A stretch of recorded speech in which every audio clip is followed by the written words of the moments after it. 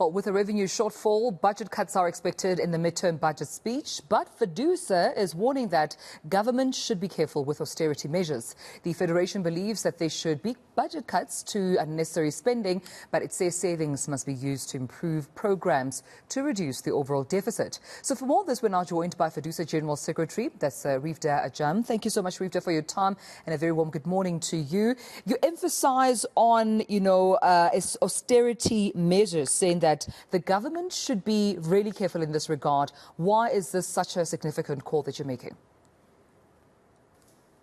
Good morning, and thank you for the opportunity. Let us zoom in on the factors first and foremostly that austerity is not necessarily the silver bullet.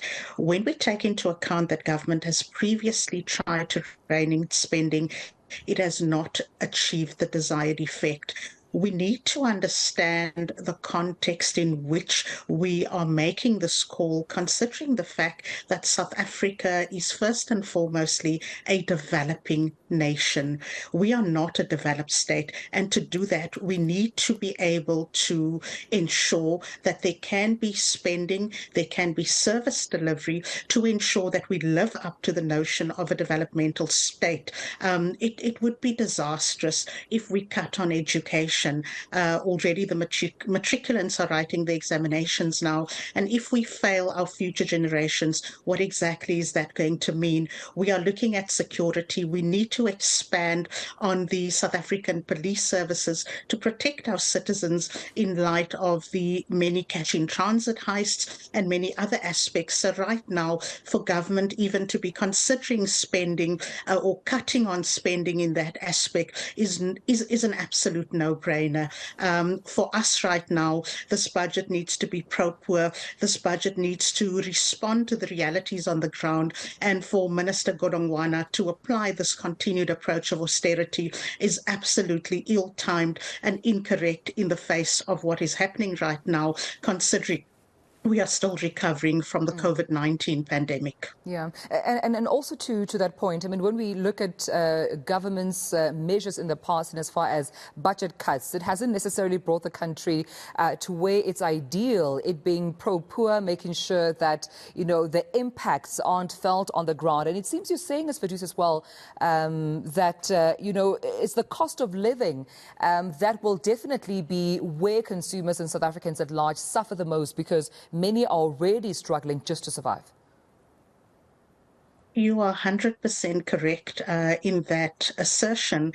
At this juncture, consumers are not only reeling in terms of the impacts of inflation, but the disastrous petrol price increases that have been felt over the entire prospects of this year.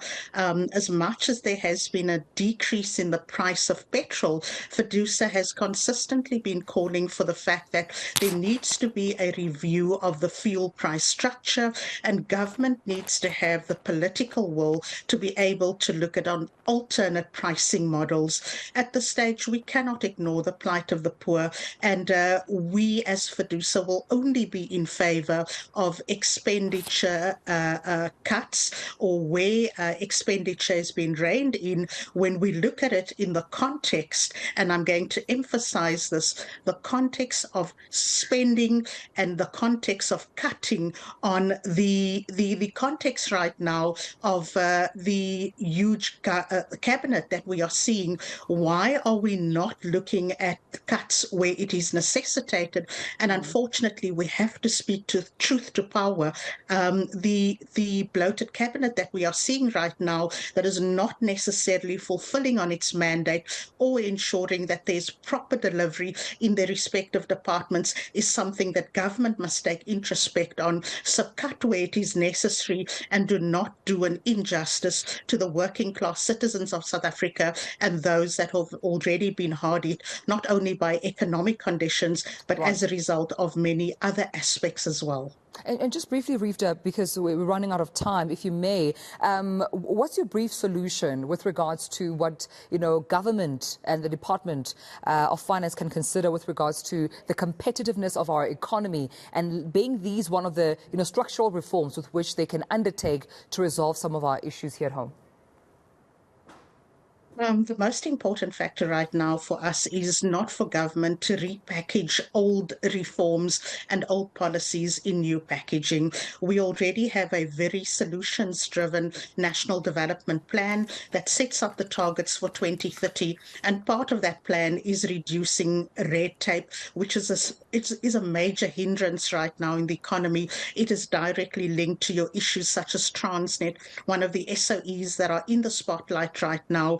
We have challenged the narrative by government to say it should stop being a manufactured narrative that the public is buying into. There's a lot of potential. There is the necessary expertise and the capacity there to be able to drive us to be completely competitive. So we have to refocus. We have to start spending on the areas where it's necessary. And at the same time, the ease of doing business is all contained in that particular policy document, the National Development Plan. So implementation is absolutely important right Right. now. And at the same time, as part of those structural reforms, we are also calling for an extension of the tax rebate that has been tabled by Minister Godongwana in the Right. February budget that will provide some alleviation in terms of energy security. Well, thank you so much, Riefdah Ajam. This is where we leave our conversation, but thank you for adding your voice ahead of the mid-term budget speech by Finance Minister Godongwana.